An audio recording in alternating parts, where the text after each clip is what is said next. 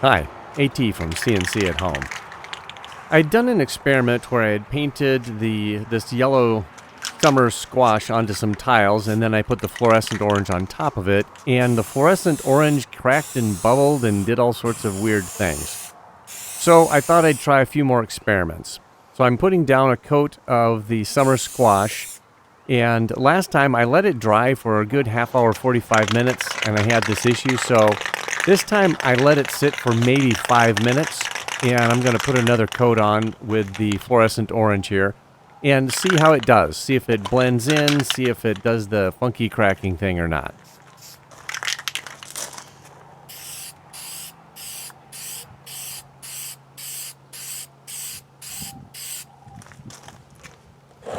Get this tile out of the way so I don't get that covered. Because the intent is to take those other two tiles and let them dry for at least 48 hours, which is recommended by the manufacturer before a second coat, if you don't coat it within the first hour. After 5 minutes, it was already cracking, so I knew that that was a mistake. So I ended up cleaning the paint off of these and painting them with the summer squash, so I had 4 tiles to let dry for a couple days. I ended up letting them dry for 4 days before I tried anything else. So after 4 days of drying, I went ahead and coated this with the fluorescent orange paint again. Now this time there shouldn't be any interaction because the paint hadn't cured properly, because I gave it a good solid 4 days.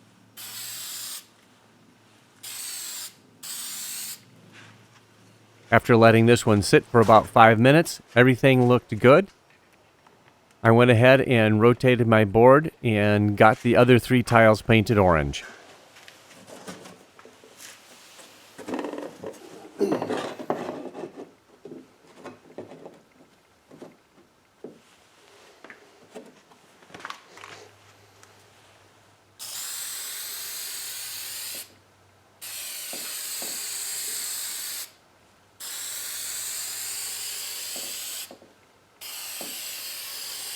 Once I had them coated, I let them sit and dry.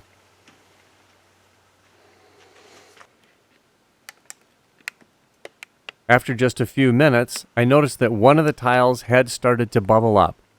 It was just this one tile and just in this one spot. Not sure why, but this orange paint, even after it's dry, had bubbled up on top of that summer squash. Don't know why. Anyway, I went ahead and continued with the painting. I wanted to get a coat of red on here, so I got the apple red satin out, put a coat of that on the 4 tiles. After that, we'll get a coat of blue, and then we'll have some white tiles painted yellow, orange, red, then black. I think I said blue. I meant black. So let that red dry. Once it's dry, then we can get a nice coat of black on there. We can still see that bubbling up is there, and we'll just live with it. Maybe we can work it into a design of some sort.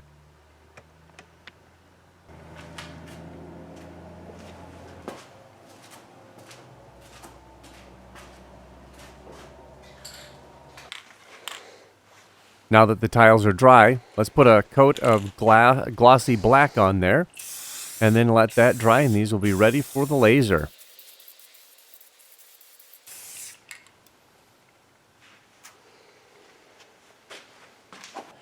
You know, I've had a few people ask this, and I've touched on it before when doing tiles. Let me just grab one. Here's one of the sun tiles that I did recently. They were asking what I did to protect the paint, because the paint can get scraped off very easily off of a white tile. The white tile is very smooth, so it doesn't have a lot of sticking power. So what I do to help protect that and reduce the scratching as much as possible is I put a clear coat on top of that. And a clear coat of what? Well, there are several things you can do, and some of them don't work as well as others. I started out with a Rust-Oleum clear lacquer. I thought that would be great because that'd be a nice strong surface. The problem is the chemicals in the spray lacquer interact with the paint and it bubbles up and cracks. So, not a good fit. So I did some more research and talked to some people, and they said to use a water-based polyurethane. And I had some, it's in a little can, and I had to paint it on, and that worked okay.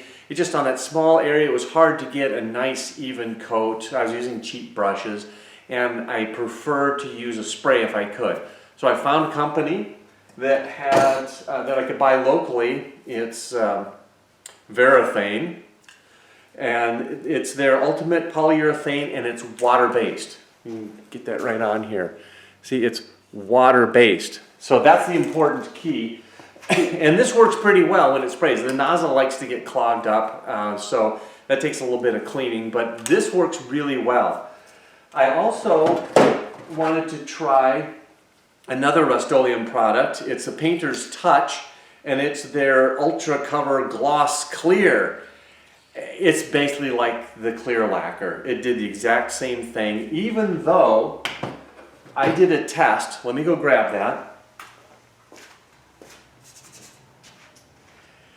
I did a test on a tile that had failed when I burned it. Here's a tile. This was Kermit that I did, and I had my inverses backwards, so he's actually a negative image regardless. So I had this tile scrap. I painted black on it, let that cure, and then I sprayed that clear Painter's Touch on there, and it turned out great. Let's get this in the camera. It turned out a really nice finish on there. Didn't bubble or crack or anything. So I'm thinking, woohoo, this is going to be great. So I used it on an actual tile. It was, I don't have it out here right now, but it was one similar to this. It was one of the Hulk tiles that I had done. Sprayed that up, and it all puckered and cracked. So, anyway, I don't have that issue with the water-based polyurethane. So what we're going to do is, I have some tiles here. I mean, I'll adjust the camera, you can see them. I'm going to take them out to my outside paint booth and get the clear coat on those. These are the tiles that we've done here, the moon tiles that we did recently. Here's a bunch of the Hulk samples that I had done, and a few other odds and ends. So I want to get a clear coat on these to protect the paint. Let's take this outside.